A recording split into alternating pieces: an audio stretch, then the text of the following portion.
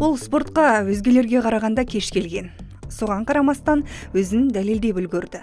Қазақ қыздары таңдай бермейтін бокс спортының бүгінгі жұлдызы Мәдина Нұршаева. 22 жастағы Қаршадай ару елімізге Азия чемпионатының алтынын әкелді. Ел қоржынына түскен жалғыз алтын иесі Оңтүстік Қазақстан облысының тумасы, жерлесіміз. Мен Сарыағаш қаласының тумасымын. 1995 жылы Сарыағаш қаласында дүниеге келдім 8 наурыз күні. Шешем өзіне сыйлық жасады деп ойлаймын. Мен дүниеге әкеліп бірінші қызбын. 2 кішкентай інім бар. 97 жылғы, сосын 2002 жылғы інілер бар. Біз 10-шы сыныпта оқып жүргенде ОБТ дейді ғой, соған дайындалып жүрген едік. Сосын қыздармен қосымшадан кейін паркте серуендеп қайтқанбыз. Сосын барып 3 қыз жүгіріп жүрген. Сосын мен оларға не үшін жүгіріп жүрмін, өте қызықты болды да. Не үшін жүгіріп жүр олар, қандай не, мен вообще спортқа қатысым жоқ, мүлдем қатысым жоқ спортқа. Сосын маған қызық болды олар, не үшін жүгіріп жүр, мен де солай жүгіргім келіп жүр депші. Сосын сол кезде сол залға бардым, тренерден сұрадым, қандай бокс, қандай спорт түрі деп, ол айтты бокс деп. Сосын мен саған керемет қой, қыздардың бокспен шұғылдаватқан маған жабайы көрінетін. Сосын бар, саған, сосын ертесіне сол залға келдім мен. Сол залға келдім, сосын жай солай бастадық. Бірақ әкештен өте қатты қарсы болды маған. Қатысқан, сен үйде жалғыз қызсың, қазақтың қызы мұсылман болғандықтан ол сәл бірінші жат болып көрінді әкештен. Сосын барып олар үйреніп кетті. Бірінші жарысыма жібермей, қашып барғанмын нелерге, жарыстарға, жаттығуларға қашып барып жүретін. Биге барамын деп қашып барып жүретін. Солай. Сосын барып бір жарыста айттым әкеме. Мен де бір өзім бір шешім қабылдай алатын шығармын. Сондықтан мен осы бір жарысқа барып көрейін. Онда бірінші орын алсам ғана қаламын. Если екінші, үшінші орын алсам, сіздердің айтқандарыңыз істеймін. Сосын барып, сол жарысқа барып, бірінші орын алдым ғой.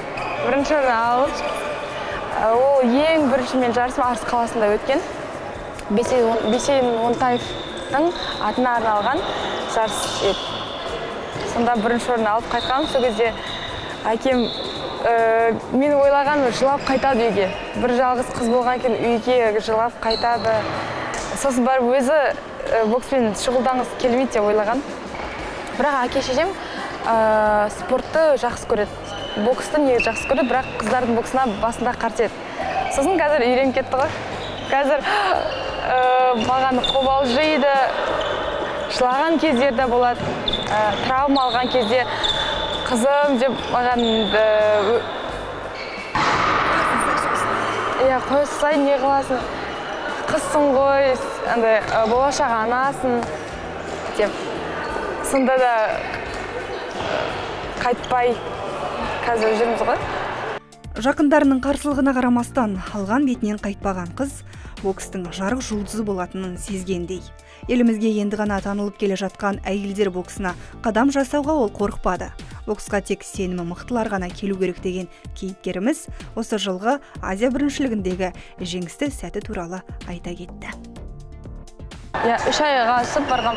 Сіздің 3 айдың өзінде қашып, бір жаттығуға барсам, бір жаттығуға бармай, солай болған. Сіздің бірінші орын алдым, мен өзім сенген жоқпын, негізі бірінші орын алатын. Бірақ Алладан қатты сұрағам, осы спортта қалсам ғой, қатты ұнайтын маған. Қыздардың өзіне өзі постоять деп айтады ғой, өзіне өзі былай не істеп, өзіне өзі тұрып беруге. Қазақтың қыздары сондай болған ғой, мысалы Әлия Мәншүк, сол қазақ батыр қыздары бар, сондықтан бізге не үшін олай болмасқа. Бокс тек қана спорт емес, ол образ жизни деп айтады ғой. Бокста тек қана спортқа, тек қана ұру немесе қалай айтсам болады, ұру, тренировка, жаттығу жасау ғана емес, ал бокста қалай өмір сүру керегін, мысалдан уақытылы тұру, уақытылы жату, ешаққа мысалдан артық зат жемеу, артық дұрыс тек қана дұрыс өмір тәртібіне үйретеді. Ол өмірде бастысы деп ойлаймын. Мен 4 дүркін қазір Қазақстан чемпионымын. Бір рет жастар арасында Қазақстан чемпионы болғам. Жастар арасында Қазақстанда Қазақстан ішінде өте оңай болады маған. Білмеймін, не үшін екен, не қыздар болған жоқ па жақсы, ал бірақ әйелдер арасында өте қиын. Бірінші орын алу өте қатты қиын. Дайындалу керек, барлығын дұрыс жасау керек, бір қате кетпеу керек. Арман адамды алға жетелейді, тек оған сену керек. Былғар қолғапқа деген ерекше құрметі мен шаршаланға деген бөлек сезімі оны әлі әлем біріншілігінен көрінуге ұмтылдырып отыр. Ел намысын қорғап, туын биікке көтеру Мәдинаның спорттағы басты мақсаты.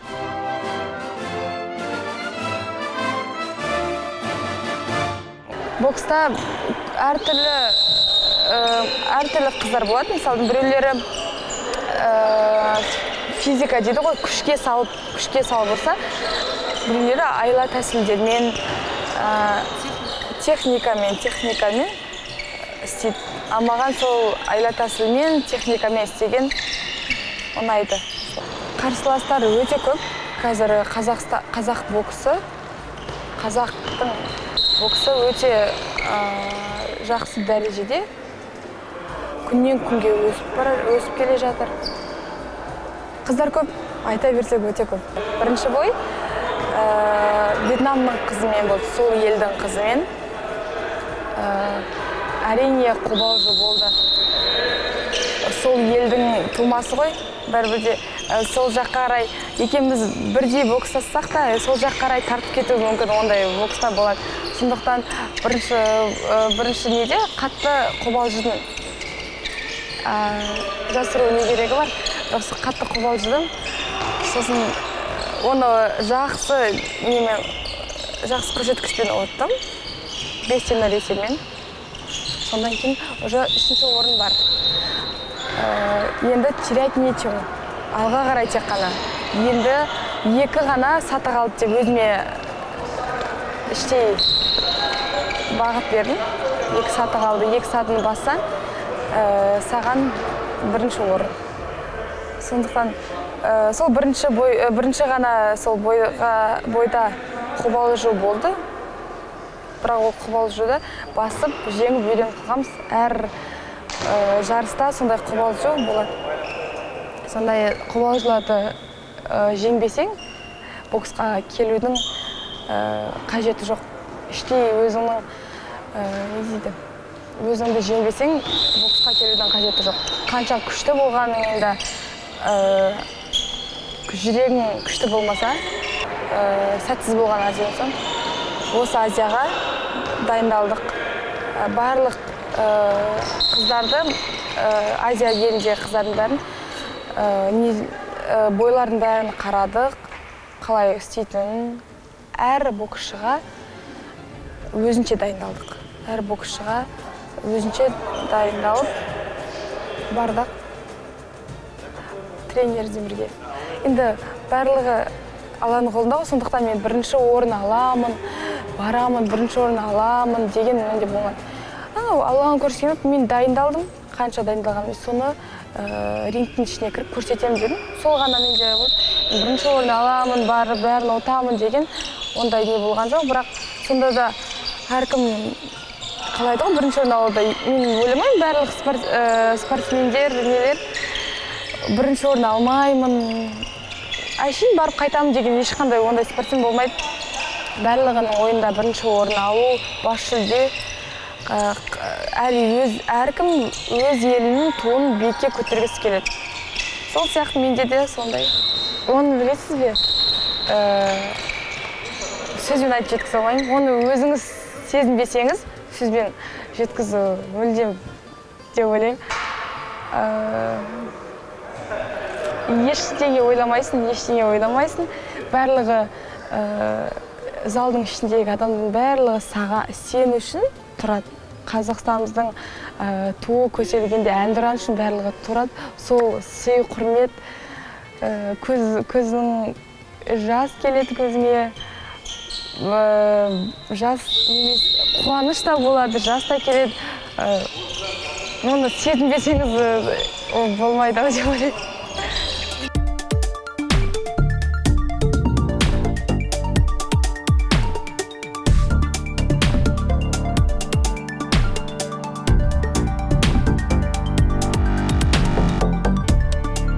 Ендігі арман мақсат, ендігі жылы әлем чемпионаты болады. Ендігі жылы Индия елінде соған дайындаламыз. Бірінші Қазақстанның чемпионатын ұтып алу керек. Ұтып алып, сосын ғана сол әлем бірлігіне, біріншілігіне дайындаламыз. Алла жазса, иә. Бірақ мен салмағымды қосқан жоқ.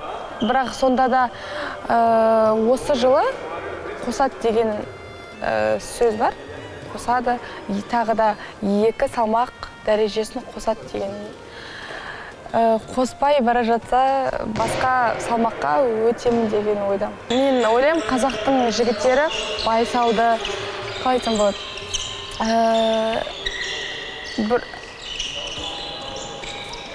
Найтиван сияқты емес тек қана. Кәдімгі қазақтың жігіттері байсалды, бір қалай айтсам болады басқа. Мен әлі ойланбаппын ол туралы. Бірақ болады ғой, біздің ағаларымыз сияқты, қазіргі солар сияқты болса да жақсы. Иә, бұл жеңіс тек қана менің қуанышым емес, бүкіл Қазақстанның қуанышы ғой. Сонымен орай мен әкем сол күні 8 қараша күні туған күні болды. Сол күні мен финалда жеңіске жеттім. Сосын әкеме негізі одан алдын айтатын, мен сізге алтын сыйлаймын деп. Алтын сыйлаймын осы. Білдім ғой, мен 8 қараша күні финал болатын. Сонда мен періште Наумин дегеніма сол болды ғой. Сол сізге алтын сыйлаймын, қарап тұрыңыз осыдан деп айтқан. Сосын ол Құдай қаласа деп айтқан. Сосын ол соны әкеме арладым. Бірінші үлкен жеңісім болғанын сон. Ой, менің ғана емес, Қазақстанның да несі ғой, мақтанышы, қуанышы. Спорт жеңіс пен жеңіліс қатар жүретін жер.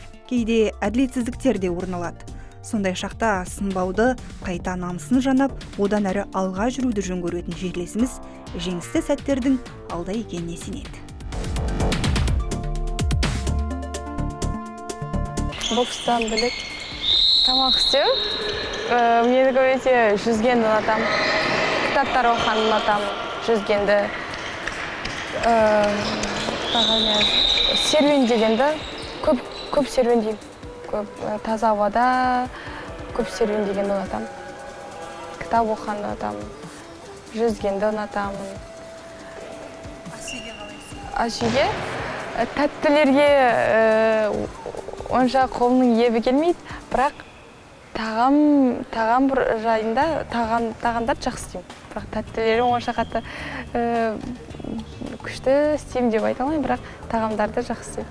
Мен былай өзімді 10 жылға бала шағасымен бір жарыста отыратын шығармын. Қазақстан деп солай деп ойлаймын.